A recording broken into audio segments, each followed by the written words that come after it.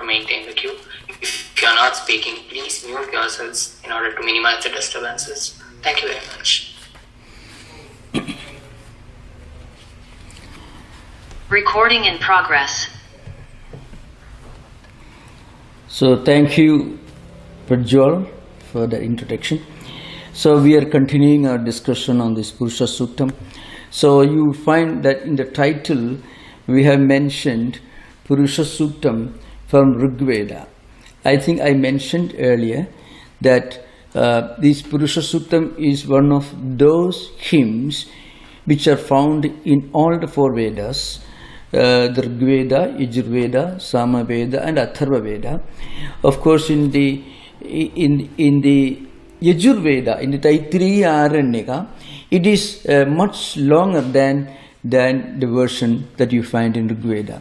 In Rigveda, you find there are only 16 mantras, and in Yajurveda, that is Taittiriya Aranyaka version, you find 24 verses. So it's much longer. But therefore, to complete the topic, to deal with the subjects that we are discussing, sometimes I will be referring to the Yajurvedic version also. So this is just for your information. Especially today we will be taking up the subject of Yajna, which is an important theme in the Purusha Suktam. The cosmology and the cosmogony of Vedic tradition. Vedic cosmology and Vedic cosmogony, and also the Vedic equivalent of Genesis you will find in the Purusha Suktam. If that can be excused, if I use the word Vedic equivalent of Genesis, you find. So I shall just recapitulate what I said in the last class. Etavanasya mahima ato jayamscha purushaha padosya vishwa bhudani trivadasyamudam divi. Now, those of you, at least some of the listeners, may be used to this chanting and not always with the proper understanding of the meaning. So, jayadumscha purushaha. So, it is jayan, that's a word, which means superior, higher, more. That's the meaning here. So, what it says is, the entire Paramatman, the cosmic existence, it functions in two different dimensions. The transcendental, the immanent, and the all-pervading or omnipresent, that's on the one hand, and the empirical, the phenomenal. And actually you cannot divide, you cannot drive a dividing line between the Paramatman, the transcendental and empirical. But the Vedic poets use this powerful and absolutely charming imagery.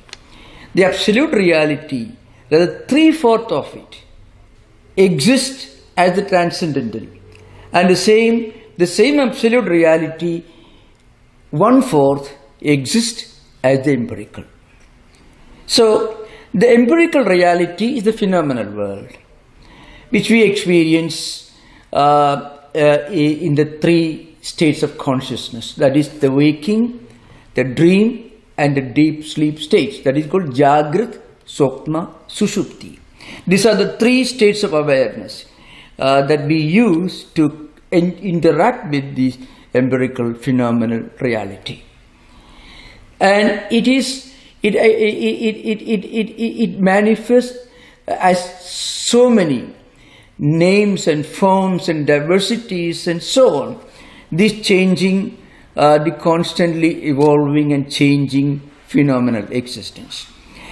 This is one, the empirical, and the transcendental is 3/4. 3/4 and 1/4, remember, it is just a powerful tool used by the poet. It's a poetic tool, a poetic instrument that he uses, So remember, when the highest Vedanta is expressed in the language of powerful poetry, imagination, It takes vivid forms, vivid colors, and vivid imaginations.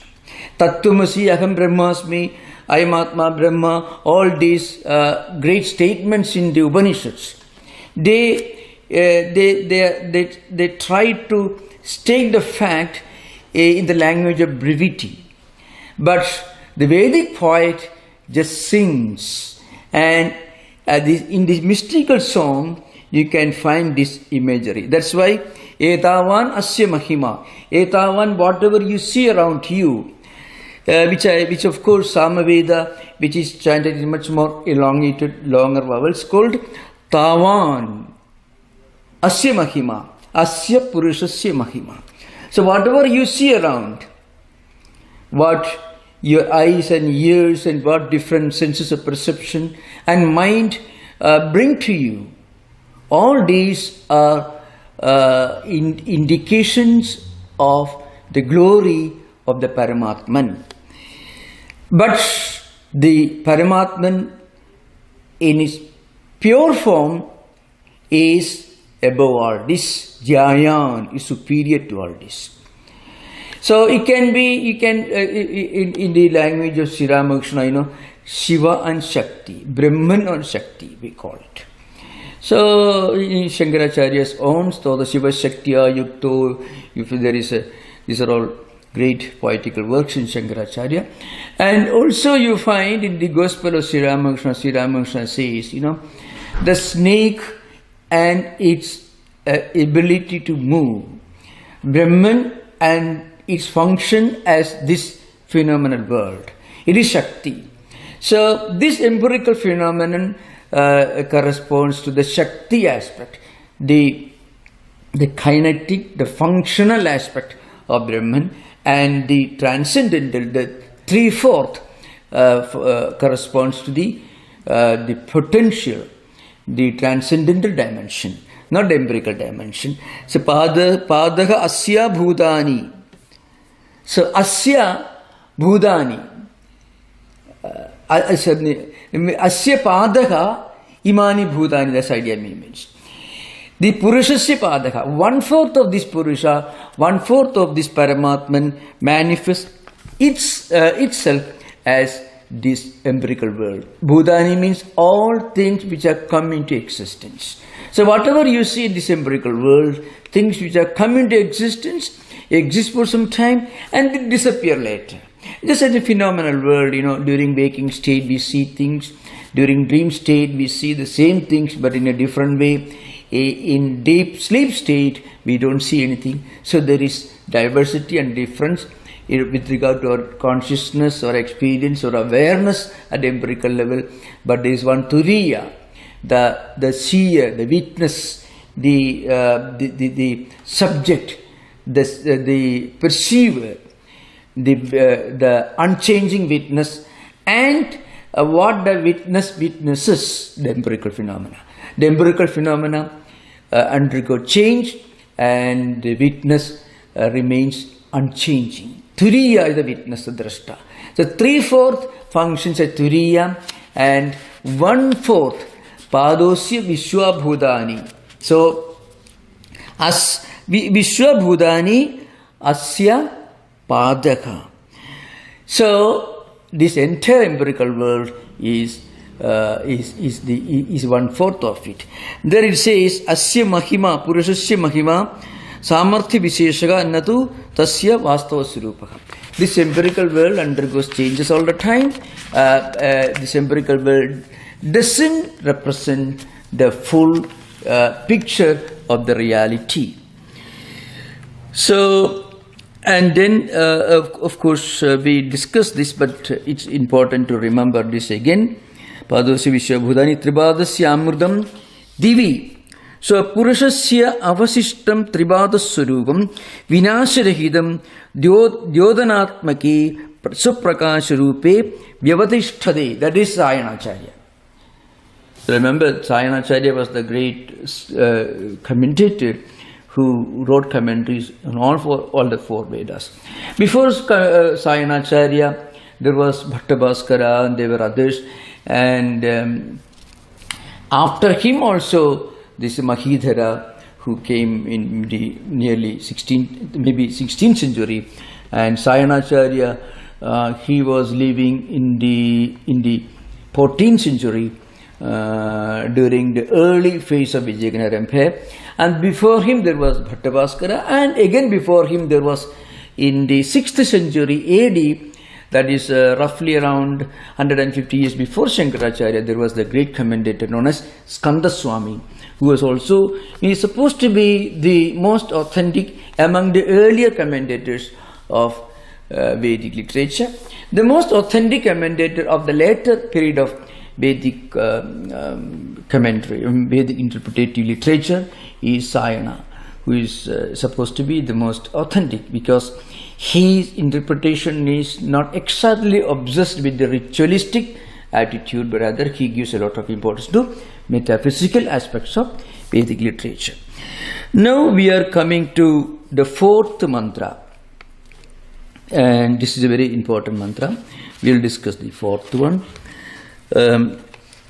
Tribadodha udait purushaka padosyeha bhavat punaha tato vishwam vykramat sasanasane api. This is the fourth mantra which we will discuss now. So, Tripad, as I mentioned, the 3/4. Pada means a quarter. So 3/4 of this transcendental reality functions as the eternal, unchanging Purusha. It is beyond everything. Urdhva.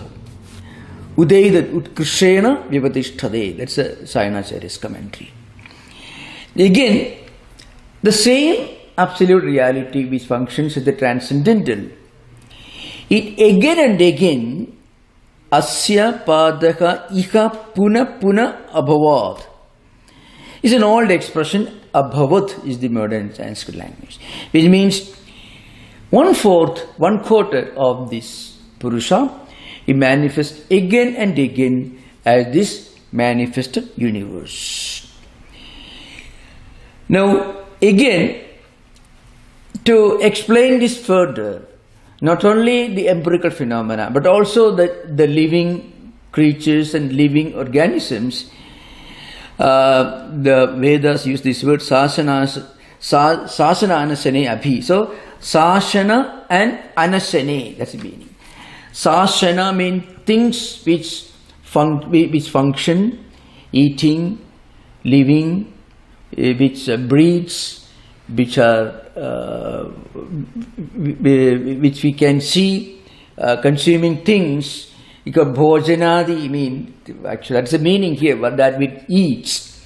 By implication, it means animals or human beings, all these living organisms which live and breathe and eat, and which are living creatures, and also anasani, those organisms which, like rocks and mountains and valleys, all this. So everything together, they all constitute this empirical changing reality, which corresponds to 1/4 or 1/4 of this reality. Again, but at the same time, this Purusha as Paramatman, Vishwam Vikramat, it envelops, it pervades everything in this world in all directions. So, this is the important thing. Of course, the same idea is being represented and interpreted by some other commentators by taking some imageries from books like Mandukya Karika. For example, Mangalacharya, Mahidhara, Nimbarka Acharya. These are some of the commentators who have written commentaries on Purusha Suktam.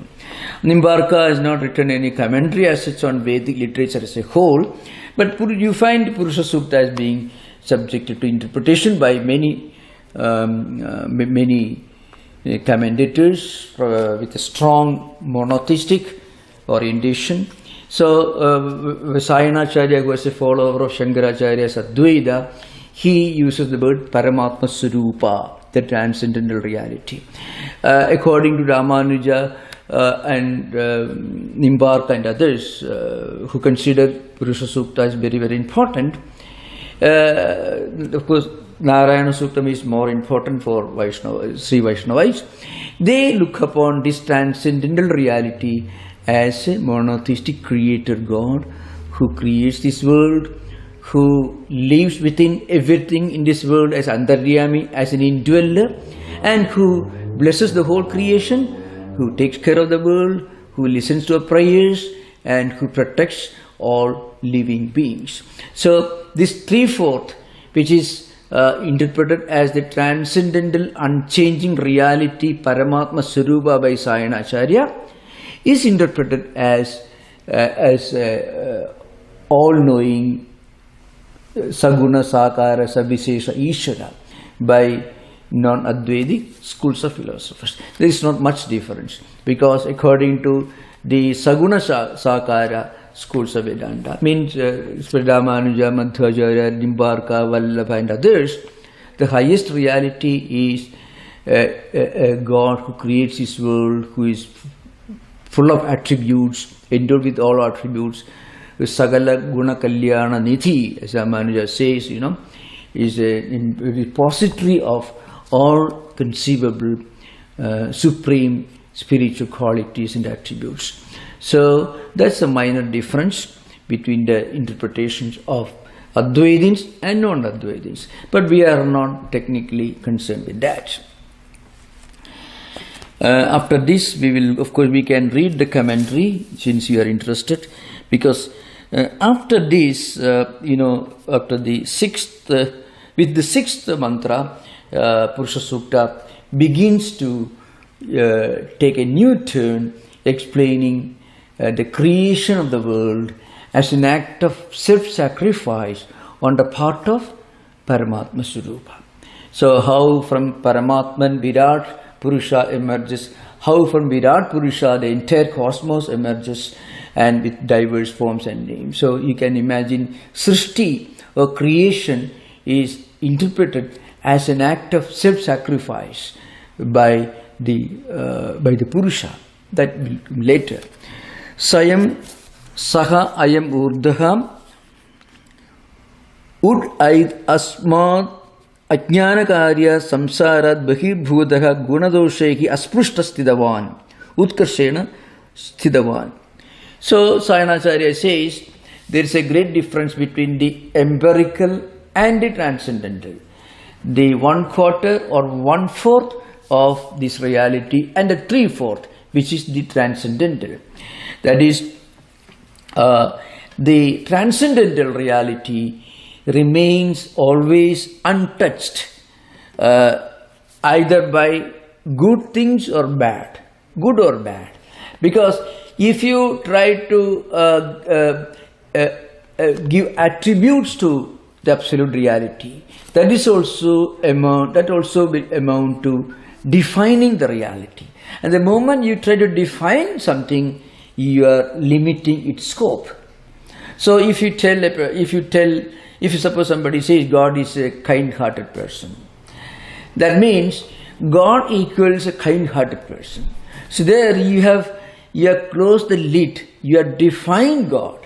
So that definition itself is an incomplete expression of the divine. Then what about the opposite of the good? So you have to invent a devil for it, as the Christian and or Abrahamic traditions have done. They solve the problem very easily. You put all the blame on the devil, the Beelzebub, that's what we can call it, and he is responsible for all the problems. So you can have a very, very interesting and simple definition of God. But Vedanta goes beyond that. Vedanta says the absolute reality cannot even be defined as the totality of all that is good. And that's why I said many times earlier that Meister Eckhart, the 13th century German theologian, who was a Dominican priest, he comes very close to saying that God cannot even be defined as Father, Son and Holy Ghost. That you cannot even limit God by bringing in the Holy Trinity, because that also amounts to definition, and definition is always a limitation. So that's why Sayanacharya says, Asmat Ajnana Karyat Samsarat Bahirbhutaka Gunadosheki Asprishtastidavan. So this absolute reality remains untouched, either by guna or dosha, by good or bad. It transcends both. Tasya leshaha mayayam srishti samkharabhyam puna agacchati asya padaka iha puna abhavat. This particular Purusha Sukta, mantra bhaga, part of mantra, is interpreted by Sayanacharya in a typical, in the classical language of Advaita. Tasya leshaka mayayam srishti samkharabhyam punaragacchati. So this empirical world, it comes into existence, exists for some time, and disappears, again takes birth in another form.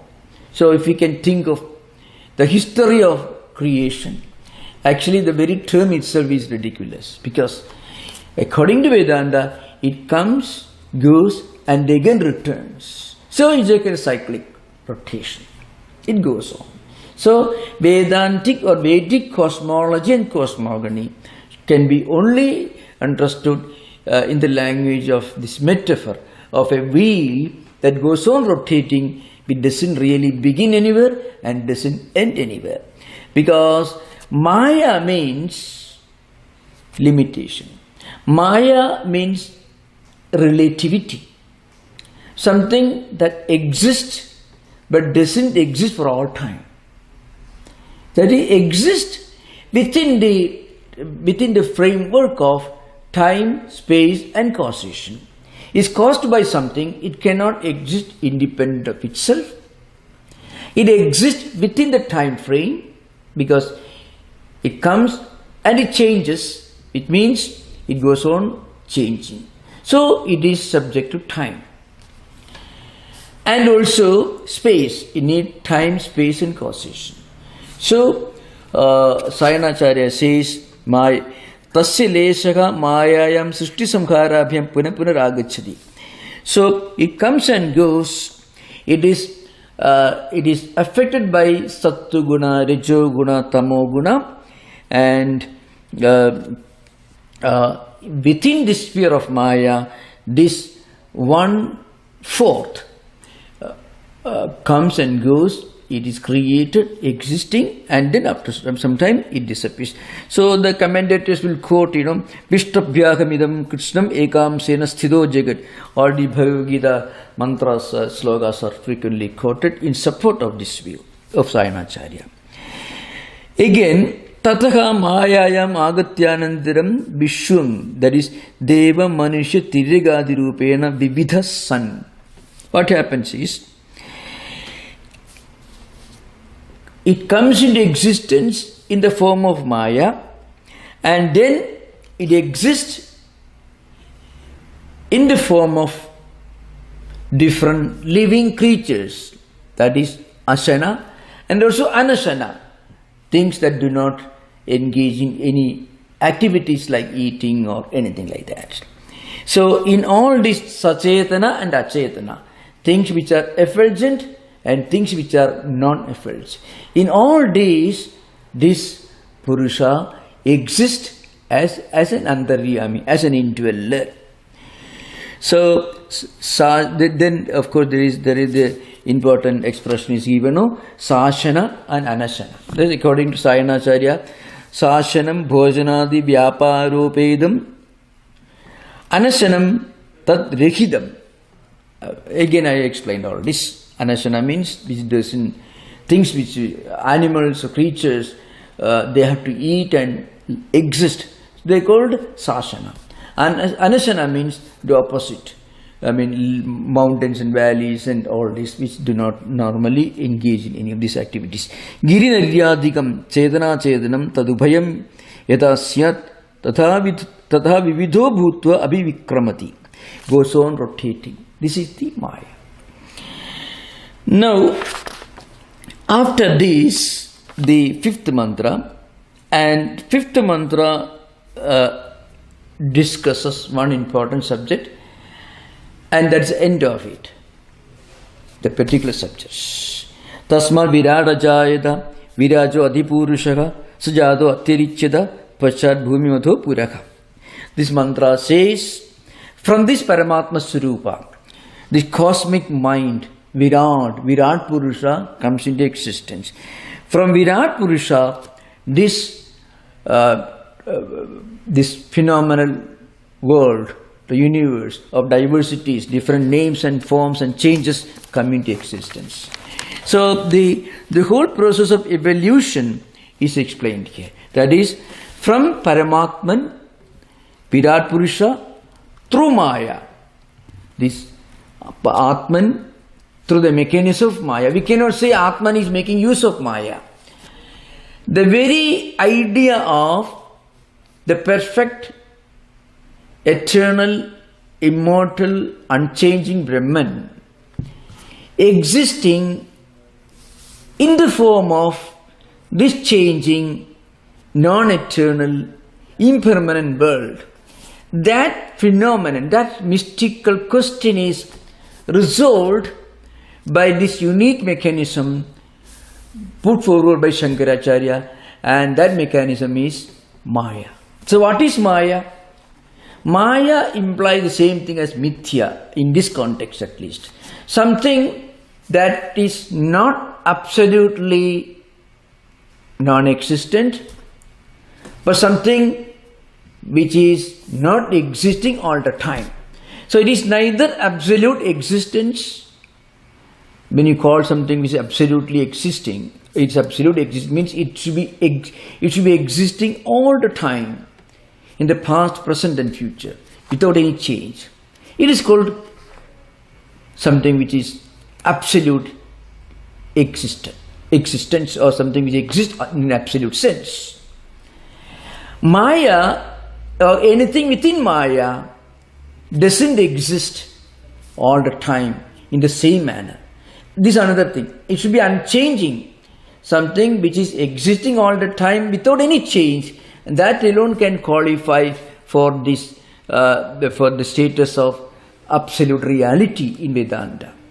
Vedanta will consider this world unreal only in the sense that this world is not going to exist in the same manner all the time without a change. In that sense, this world is within Maya. So there should be something which should not be part of this world, which should be something that transcends this world, which doesn't come into existence because it exists all the time. It doesn't exist because existence is a word that you use with regard to something that comes into existence and then ceases to exist. This word is like that. It comes into existence and then it changes. So it doesn't remain the same all the time. So it comes and goes. And that is Maya. But the absolute reality, Brahman or Paramatma, is something that is that never existed, because it is even beyond existence. It is called Shad Vikara Atita. It goes beyond the 6 changes. What are the 6 changes? Jayade asti vardhade viparinamade apakshide vinashyati. Coming to existence, existing, growing, evolving, decaying and disappearing. 6 changes. This world is subject to these 6 changes. So everything that is within these 6 changes is called Maya or Mithya. Atman is beyond all this. That's why when you say Atman doesn't exist, you know what it means. Atman doesn't exist the way we say this world exists. It's important. A pot comes into existence when a pot maker uses his tools and clay. Atman doesn't come into existence the way a pot comes into existence. The pot did not exist before it came into existence in the hands of a potter. There are different rules for that. So, it is called Pragabhava, like that. I am not going to those details. So, Brahman always exists. So, the very word existence itself cannot be employed. But we use it only for want of a better term. Brahman is beyond definition. So, Satyam, Jnanam, Anandam, Brahma, or Satchidanandam, all these terms are used. They do not clearly define Brahman in the sense that it limits Brahman. It is only a verbal approximation as far as it is possible for us to explain something, to define something which can never be defined. So this is an important thing to remember. Of course, Sayanacharya is strongly Advaitic in his interpretation. So that's why we are discussing these points here. And then, of course, he says, Purvokta mantrartham prapanchade vishwam vyakramad. In this particular mantra, which is the fifth mantra, according to Sayanacharya, the Vedic Rishi, Narayana Rishi, he is trying to further explain the last, one part of the last mantra, that is,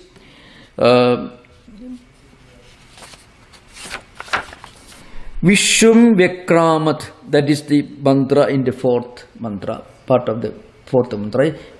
Tato Vishwam Vyakramat. From that Virat Purusha, this Vishwam, that is 1/4, was created. How did this happen? To explain that, the fifth mantra is given according to Sayana's commentary. So he says, Purvokta mantrartham prapanchade vishwam vyakramat iti. Tasmat, that is from the Atman, from Brahman, Virat. So from that Purusha, that is Paramatman, this cosmic existence, this cosmic body came into existence. And then from that Purusha came in, tad dekhabhimani kasit Purusha utpannaha. From that, what happens? All these different living entities came into existence, and the same Purusha manifested within all living beings as the indweller. This is the idea behind.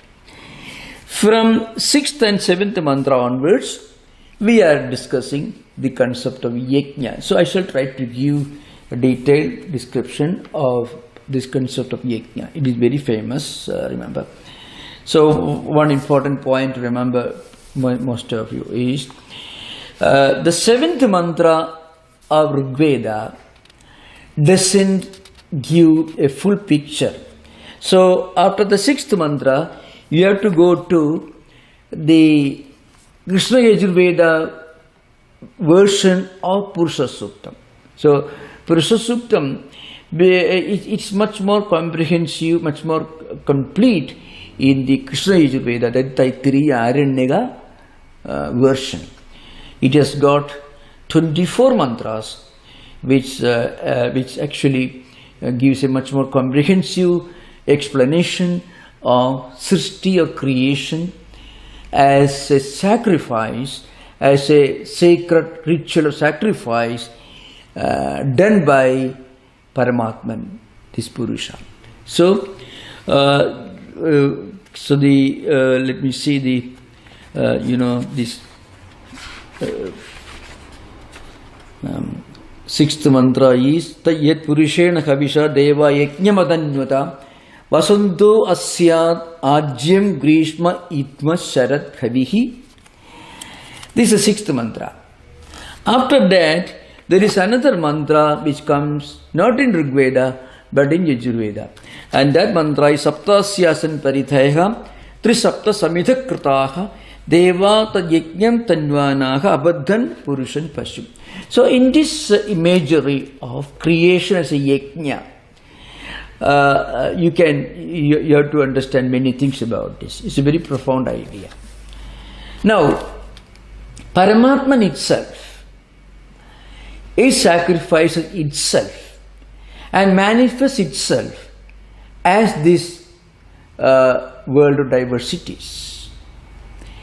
From the highest point of view, creation and creator are non-distinct, they are the same.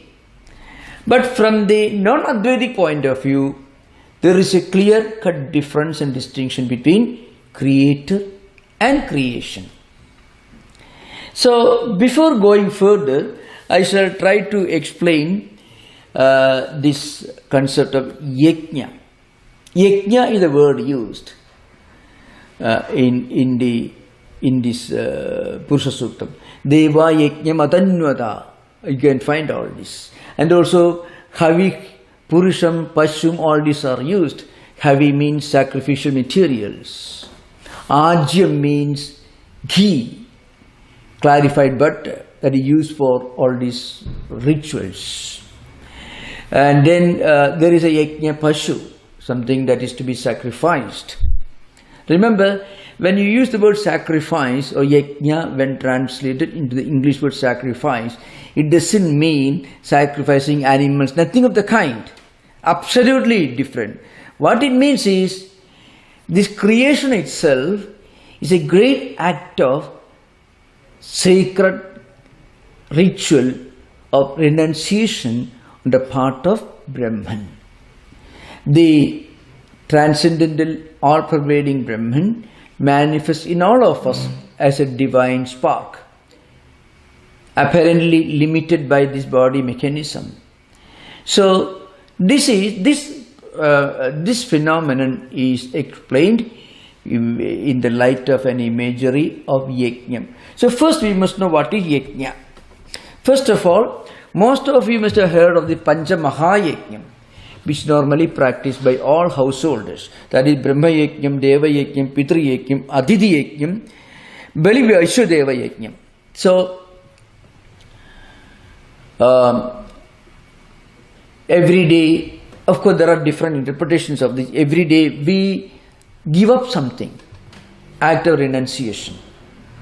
Yajna is defined by one of the Vedic commentators called Katyayana in his Sutra Vyakhyayana is called. Is one of the Vedic hermeneutists.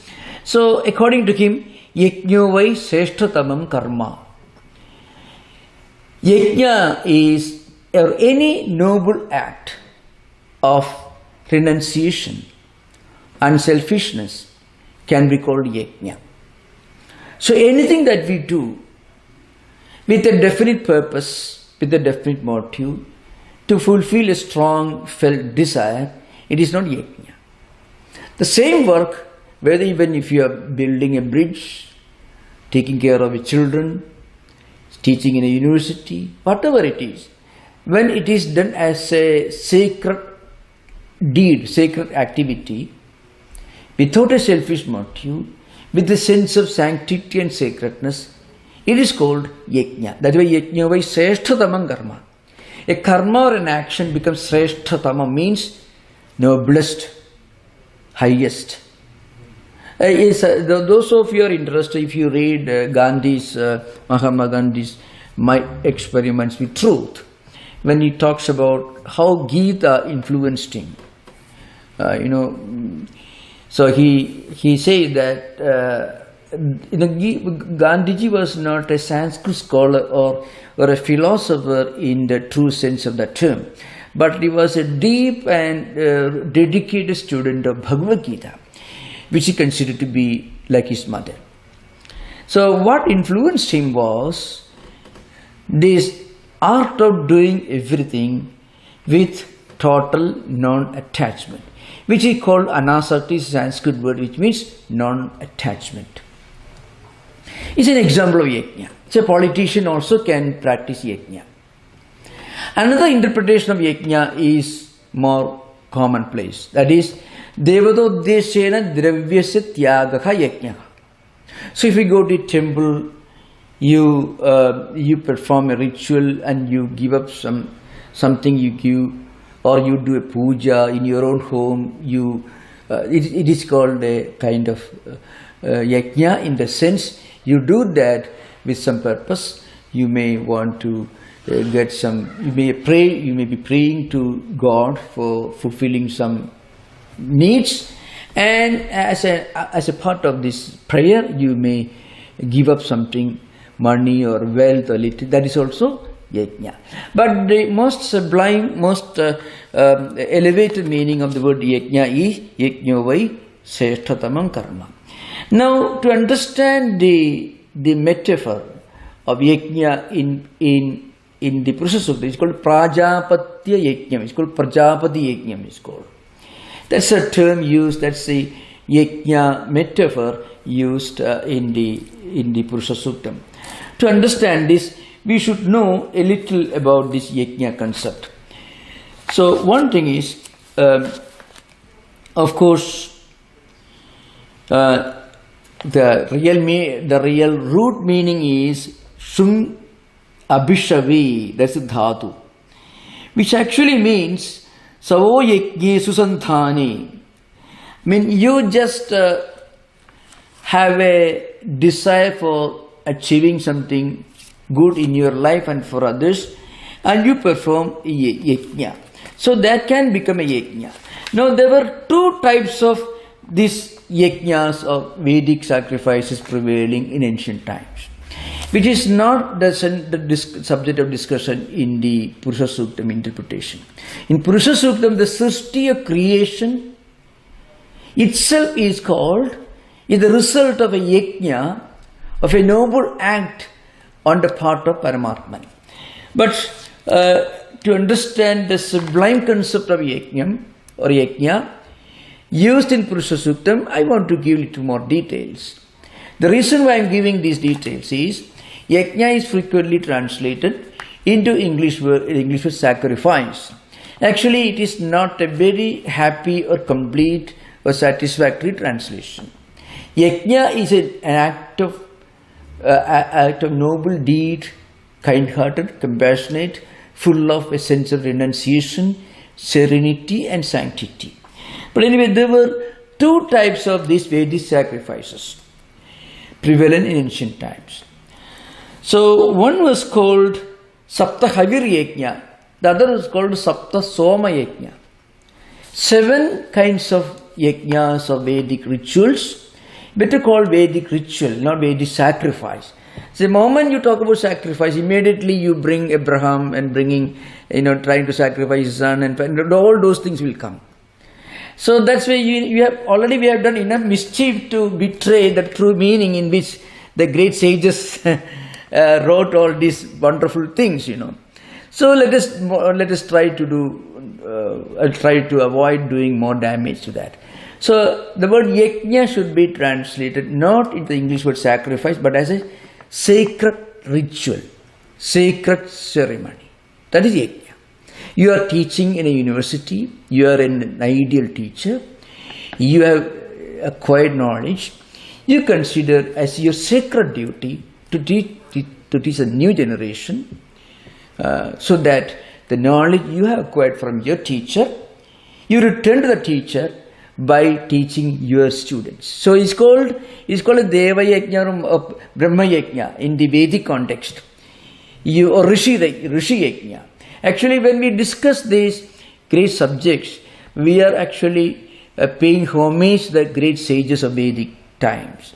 It is called a Rishi Yajna, called Brahma Yajna.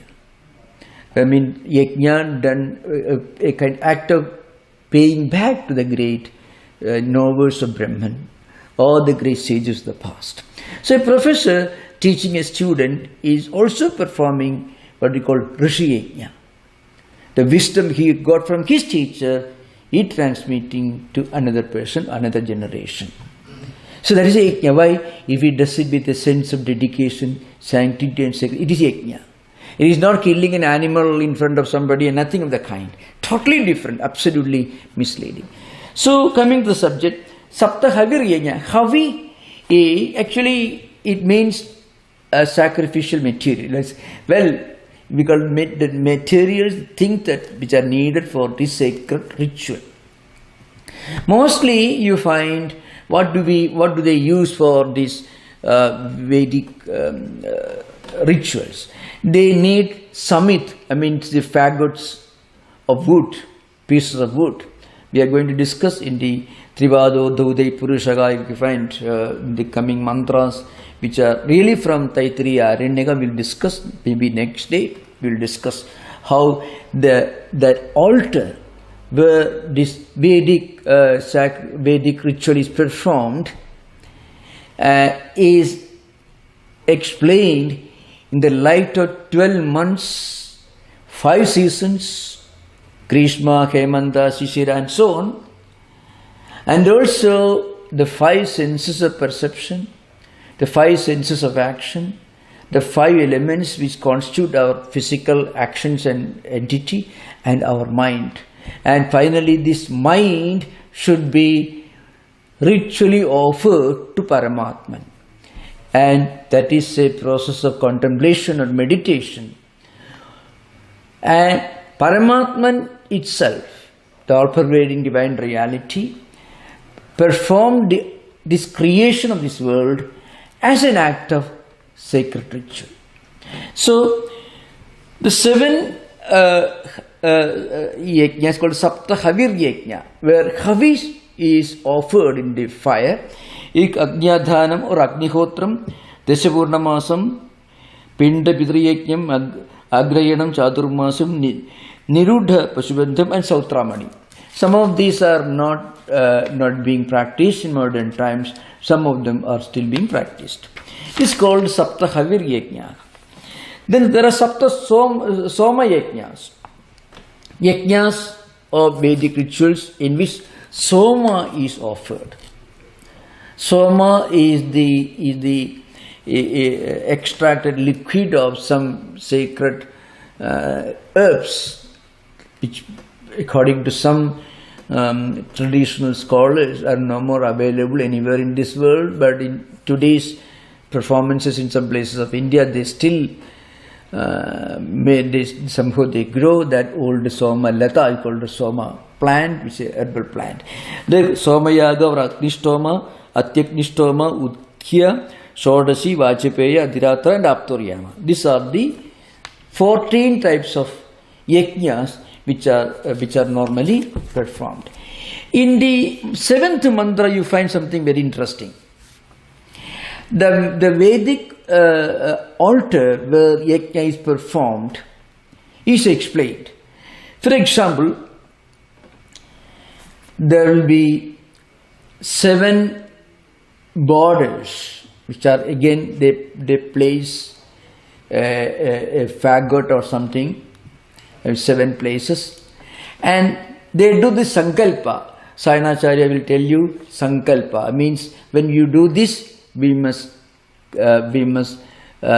meditate or think in our mind, this is equal to something. For example, 7 Vedic meters constitute the protecting elements of this ritual.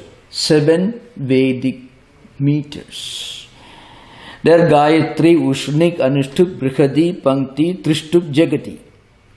This is one way of interpreting. So you can find the Saptasyasan Paridhega, Trisapta Samidhakritaha, Likha Deva. So you find in the Taittiriya Aranyaka version, which we will discuss in the coming sessions.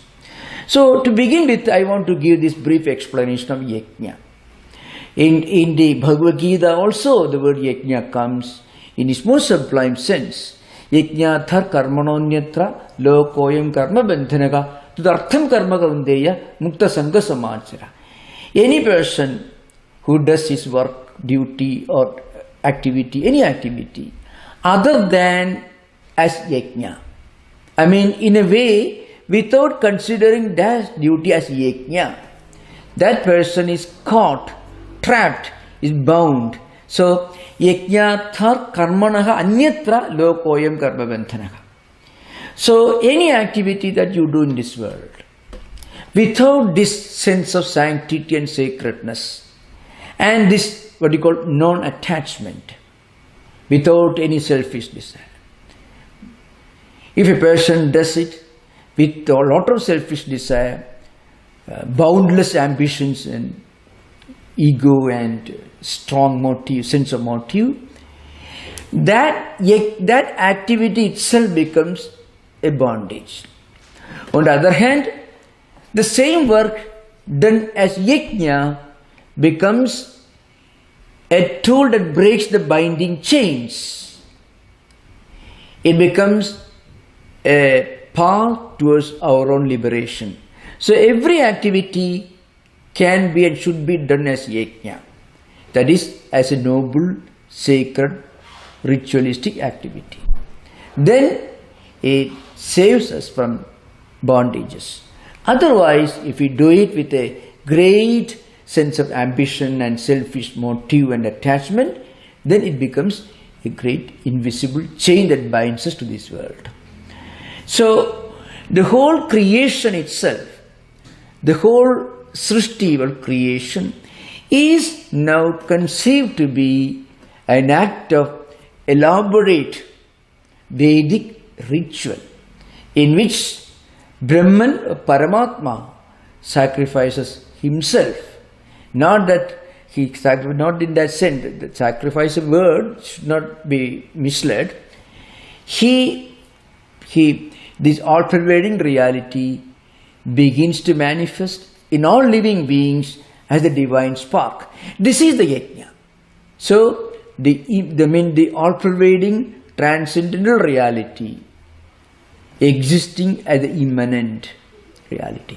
This is yajna. So that Brahman becomes omnipresent through immanence. It is present in everything, and in that way it becomes all-pervading. So we will come to that in the coming sessions. It's a very profound poetry and a profound philosophical concept which should be understood only when we understand the true meaning of this word yajna. It's called Prajapati Yajnam, Prajapati Yajnam. These different terms are used in that part of the Vedic mantra. And after that, there is something much more interesting. What happens, what is the use of studying all this? Towards the end of this mantra, this particular Purusha Suktam, the sage, after reading all this, after meditating on this, he says, Vedahamedam Purusham Mahantam Aditya Varnam Tamasa Parastat Tameva Viditva Adimurti Medi Nanyapantha Vidyati Ayanaya. The most profound statements that's found in the Vedic literature, and Swami Vivekananda used to quote this verse again and again as the clarion call of universal spirituality. Vedahamedam Purusham Mahantam Aditya Varnam Tamasa Parastat. I have realized that divine all-pervading reality, which is effulgent, self-effulgent, as the sun, as the self-effulgent sun, and that realization has destroyed the darkness of ignorance from my heart. And then he says, there is no other way for anyone who aspires to become immortal, except, it's not possible for us to become immortal without realizing and experiencing our own identity, the immortal spirit Atman. This is how it ends. That's later, it's called Uttarnarayanam. The second Anuvaga it comes. It is not found in Rigveda. That's why we have to combine the Rigvedic version with Krishna Yajurvediya version. It's called Taittiriya. Now you can ask questions. Most welcome.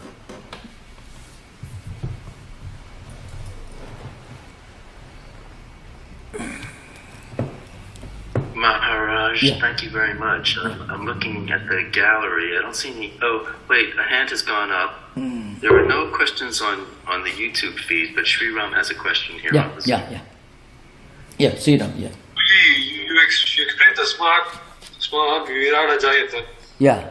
The two more sentences after Virajo Adi Purusha Sajato Atyarchada. I don't know whether it's in the Yajurveda version only, or then Rig Veda also? Where you find? Tasmat Virata Jayata, following the Virajo Adi Purusha. It is in Rig Veda. It is found in the Rig Veda, you know, Tasma Virata Jayada. It is in the Rig Veda, certainly. No, I think I discussed this, you know.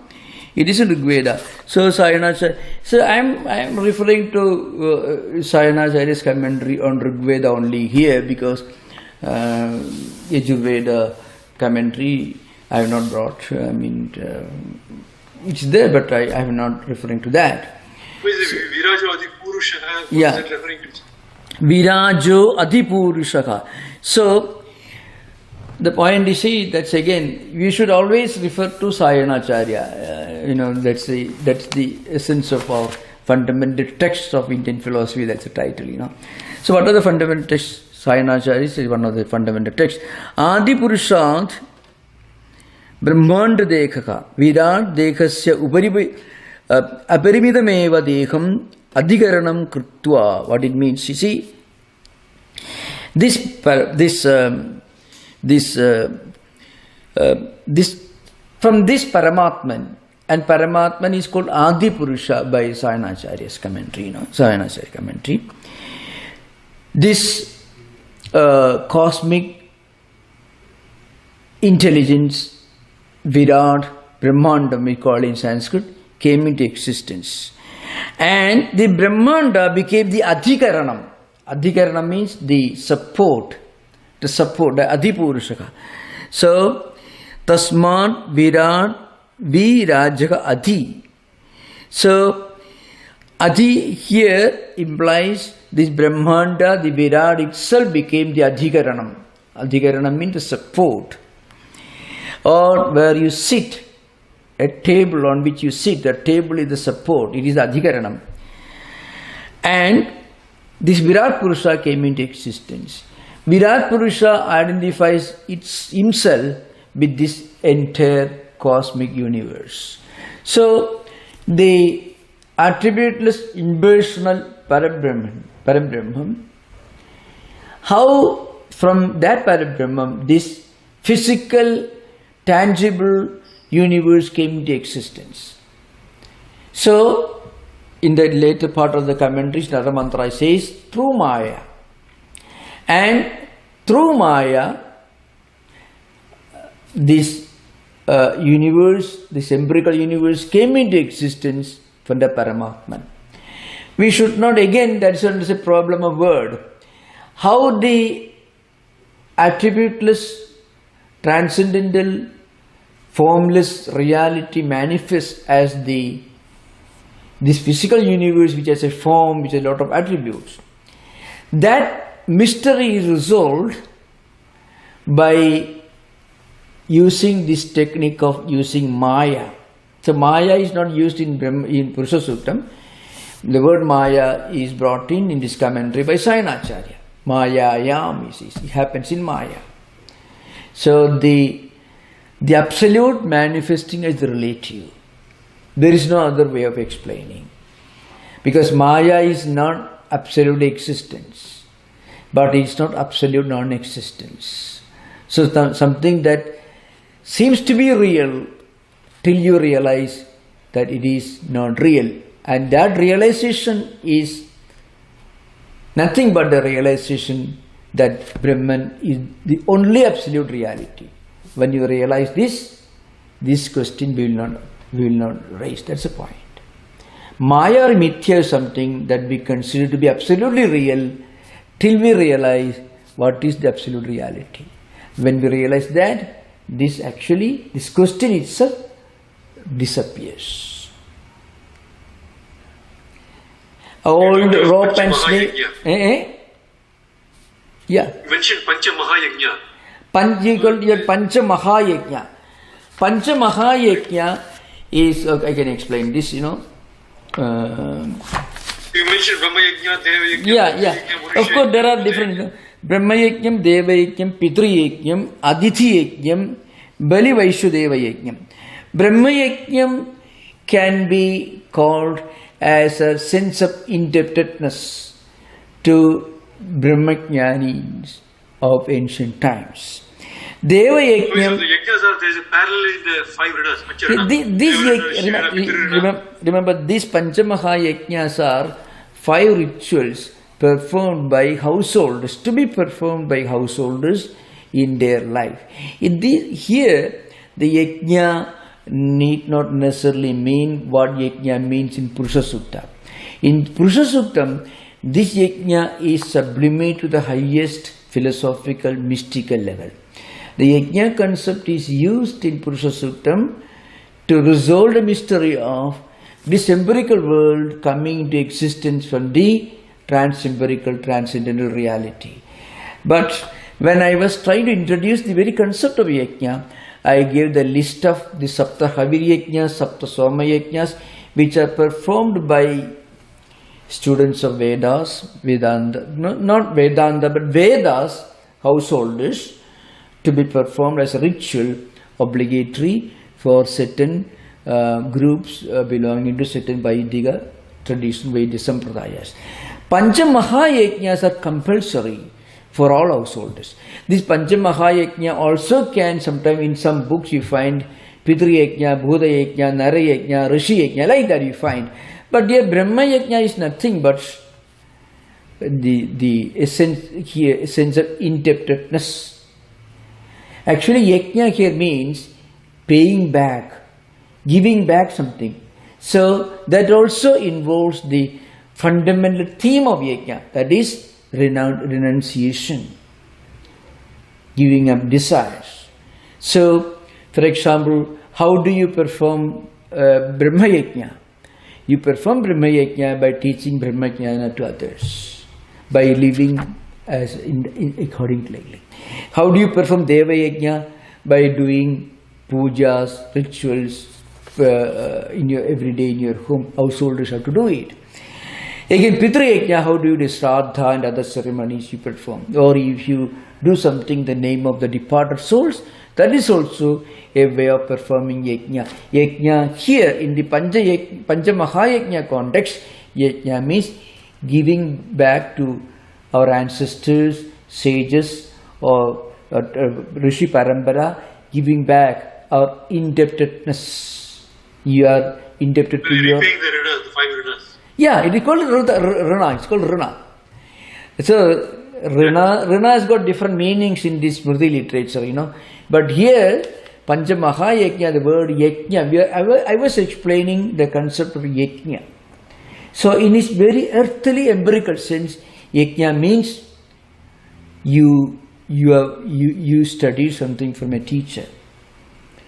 And how do you pay back to him? You are helped by somebody, you are a teacher, to learn a subject very well. You teach another person. So you pay back. It is actually a kind of Rishi Yajna. So Brahma Yajna can somebody called Rishi Yajna. Okay? Even ordinary people, when somebody comes to your home, the ordinary humanistic impulse called Aditi Yajna, called Nara Yajna, Nru Yajna, all these terms are there, same. Different terms are used. Again, Bali Vaishudeva Yajna, that is a ritualistic practice performed by Grihasthas on certain occasions. Well, not the Naimitya karmas. You know, Naimitya karmas. The karmas are actually Panchamaha Yajnas come from 3 kinds of karma concept, Nitya karma, Naimitya karma and Kamya karmas. That's a different subject, not related here. But here our central theme is Yajna. So how this Yajna, which takes a very earthly form, like for example, let's say Rishi Yajna, you teach Vedas or Vedanta philosophy to somebody. You're paying back to your ancient Rishi Parambara, the succession of great sages of the past. Because what they realized, what they wrote, what they taught humanity, you are trying to preserve by teaching to somebody. You're paying that indebtedness. So it's a simple meaning. Now, same Yajna concept, it assumes a new profoundness and sublimity in Purusha Sutta, where Brahman, Paramatma Swarupa itself, does the act of creation as a yajna. Just imagine. Remember, one should never try to analyze a great mystical poem the way we analyze a manual of your gadgets. When you purchase a machine, you get a small book how to operate that machine. Every word is very simple and clear. That is not the style of a Vedic poet. A Vedic poetical works contain lot of allegories, mystical meanings. The word yajna means something much more sublime in the Purusha Sutta concept. Deva yajna matanyvata, yet Purushena Kavisha Deva yajna matanyvata. Purusha itself becomes the fundamental material of the yajna. And Deva yajna matanyvata. Vasando asyasid ajyam krishma idma shara khavihi. See, Vasanta, spring season, also becomes ajya, means it becomes sorry. So how we see Vasando asyasid ajyam grishma itma sharat khavihi.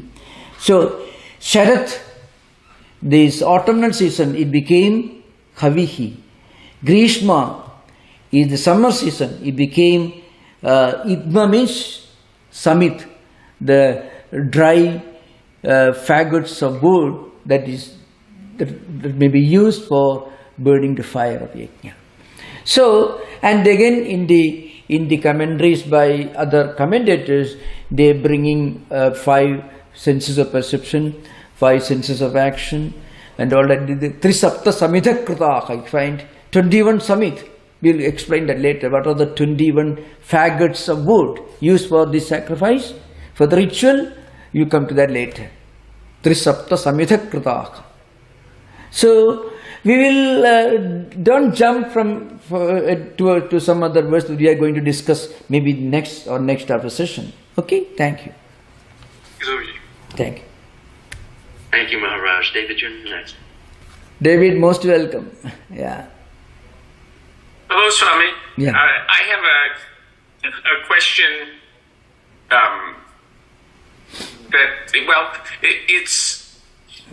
it's always like when you say that the yajna of day-to-day activities is to offer whatever one does or thinks to God. Otherwise, it builds more karma that one has to unwind. How does one actually do that? I mean, it's just, is it as simple as saying, I offer this to God? That seems rather trivial. If that's all it is. It seems like, how does one really offer it? True. No, I gave 2 definitions of yajna at the beginning itself. One, as you mentioned, a bit trivial. Something. Actually, it's very trivial in a way. You want to please some gods, goddesses, and you offer something. That's a real meaning. That's one interpretation. That is a very earthly. But another one is yajna vai sreshtatamam karma. A karma means action. Sreshtam, sreshtadaram, sreshtatama means most sublime, most elevated kind of action. That is yajna. That's a definition that's to be understood in the context of Purusha Suktam. That is Katyayana's interpretation. Yajna vai actually means in the old English translations, verily, emphasis. So yajna is nothing but any noble. Actually, the real meaning in noblest is the superlative degree. Sreshtatama means superlative degree. So, the most sublime, the most, the noblest way of doing anything is yajna. How does it become so sublime?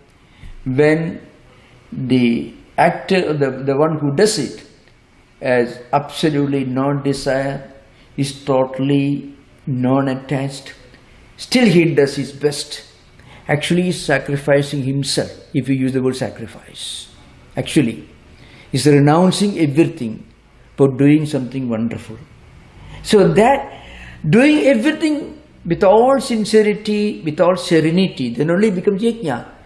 Sanctity and sacredness. When you put a flower on an altar, so we do it as a great sacred act. Not the way we hold a newspaper in our right hand or left hand. That activity will be qualitatively different from putting a flower on the altar. The latter one is a kind of yajna, because sacredness and sanctity, and what we call shraddha in Sanskrit, all these are involved. When you do that with all intensity, but zero selfishness, zero attachment motive, it is called sreshtatamam karma. Now, in the Purusha Suktam, Paramatma Surupa eva, the Purusha, created this world as an act of putting flower at the altar, means yajna. Okay, that is called Prajapati yajna. That's the interpretation.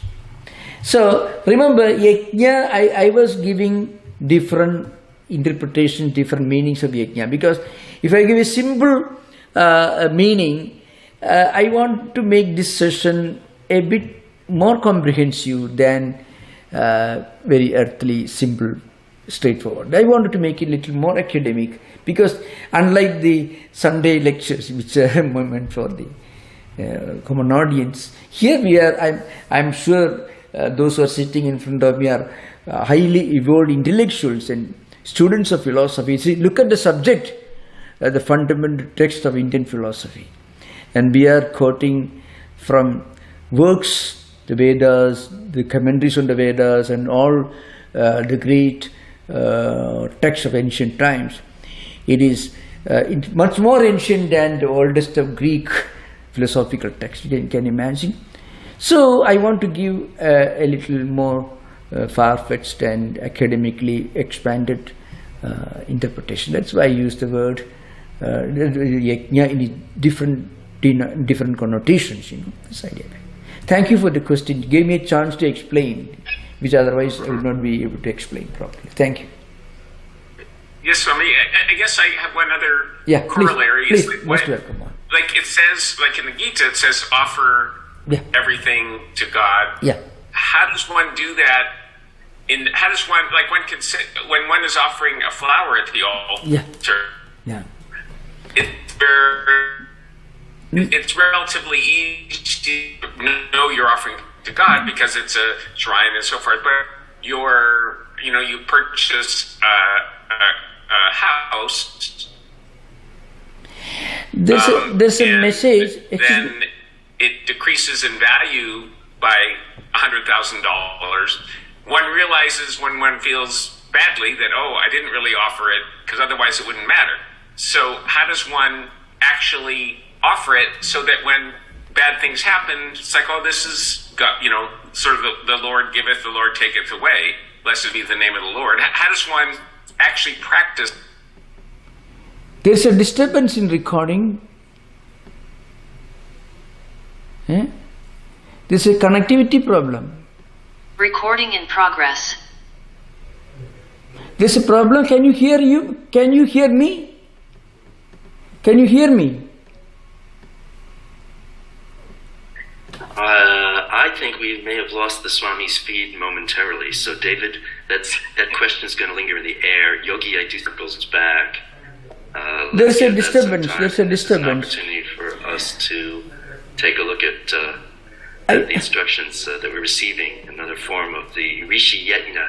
And let's talk for a moment as we await for the possible return of the instructor, of Swami Tattwamayananda-ji.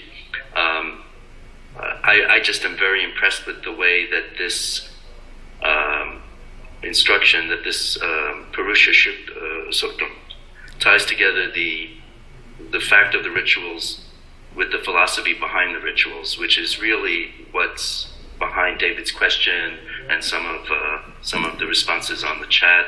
Thank you for that. There's please a problem. Feel free to speak up about your sense of where we're at with the class. David? There's a problem. Can you hear me clearly? I have no comment. particularly if other people have... No. Can you hear me clearly? Yogi, can you unmute yourself and put the question in the air? I'm not curious. Can you hear me now? Yes. Yeah. My question was if somebody sacrifices themselves to spread their religion and their God's version of teachings, is that yajna or not? Like jihad? Yeah. You mean proselytizing the religion, which is I don't want to put any particular religion on spot, but if that's a great question. What we've noticed is that the Swamis never do that. They're not on the street corner pounding the Gita, but they that's going to be an interesting discussion. Obviously, the Rishi Yajna would include instruction, but would it include sort of an aggressive instruction in that way to those who weren't actually knocking on the door? That's not what we're seeing, Yogi, but I'll wait for that might be called Tamasik Yajna. Yeah. Okay. So I see on the YouTube feed that the Swami is frozen. No. Can you hear me? Great smile on his face. Let me turn the volume up and see if he's actually talking on that feed. I'll do that and I'll see if he's there. That might be called Tamasik Yajna. Okay, what I'm seeing is, I'm seeing the Swami. I'm not able to hear. No, he's not. Can you hear me? Yes, we can hear you, Swami. Yeah, but when David was speaking, It's behind, but there he is hearing us as we're conversing.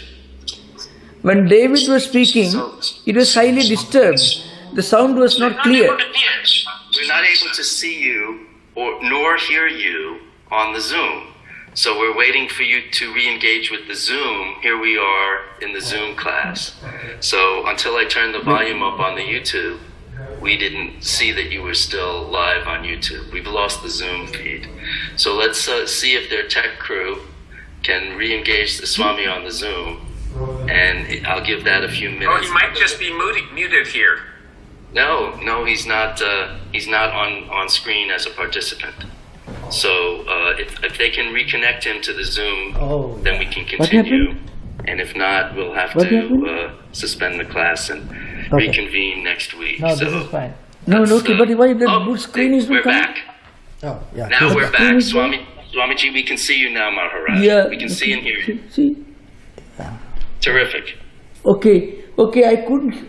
Okay, now Saugata is trying to correct it. There was when David was speaking, I couldn't get it completely. The sound was highly disturbed, and some messages came on the screen. It is being recorded, and there was a problem. If David could repeat your question, I'd be happy to answer. Actually, okay, so I could. Oh. David, I don't know if you had finished the... Could you repeat your question in a few words? I can repeat. I can. Yeah. I can just repeat. So basically, how does one, like in the Gita, it says offer one's whatever one does to the Lord or to Brahman, but it's easy to do that in a way, offering a flower on the altar. But when one tries to offer purchases or one's work in the world, one sees that although one said the words, I offer this to Brahman, one actually finds that when something bad happens, we lose a job, we feel bad, as if we never offered it to Brahman. How does one actually perform that?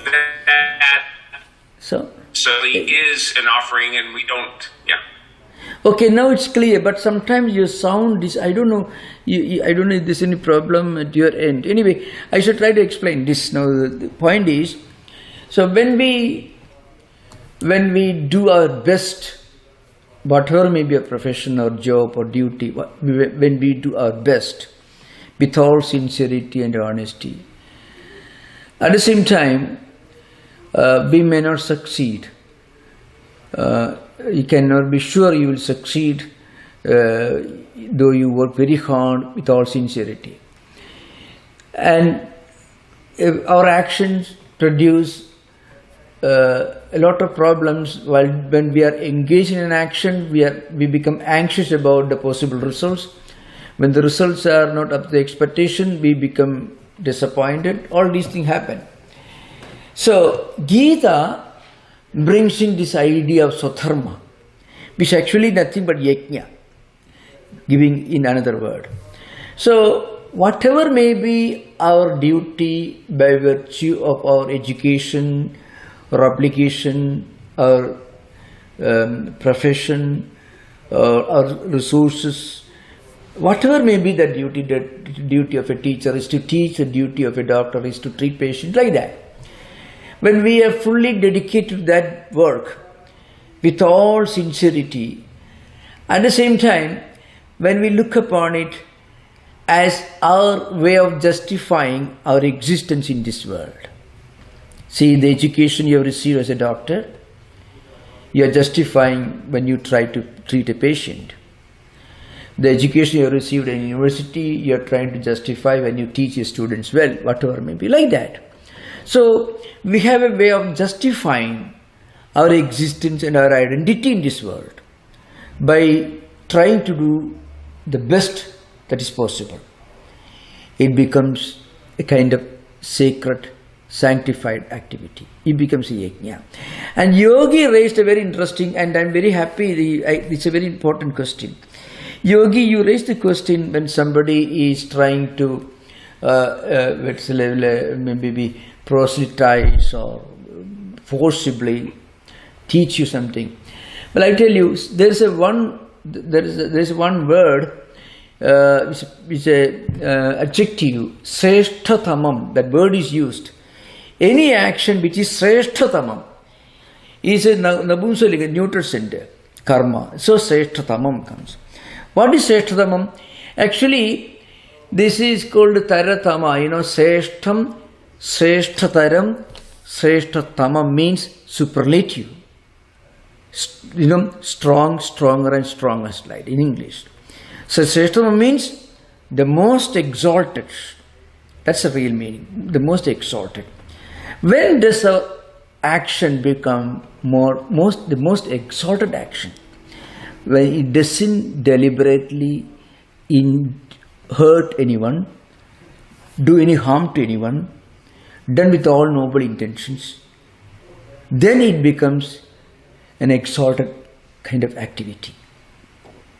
See, when we are giving in a class, a Zoom session, somebody listening from 8,000 miles away, and if anyone feels we are imposing our teaching on them, they can just switch off the computer, that's all. But somebody is standing right in the street corner, shouting with a huge megaphone, disturbing people living in the neighborhood, the sound pollution, that is certainly a kind of problem. But if somebody is sitting 8,000 miles away in the front of a computer, teaching something like universal spirituality, universal compassion, sanctity and sacredness of our actions, the need for broad-mindedness, and then somebody feels highly disturbed, you are imposing, So, it's very important. Actually, this is kind of sreshtathamam karma, because we are totally non-attached and we are totally established the ideal of non-violence. We don't hurt anyone. We don't force anyone to change their views. We don't even force anyone to listen to us. Remember. So it becomes sreshtathamam karma. I hope, Yogi, any more questions? Most welcome. That's pretty much it. Thank you, Maharaj. Thank you.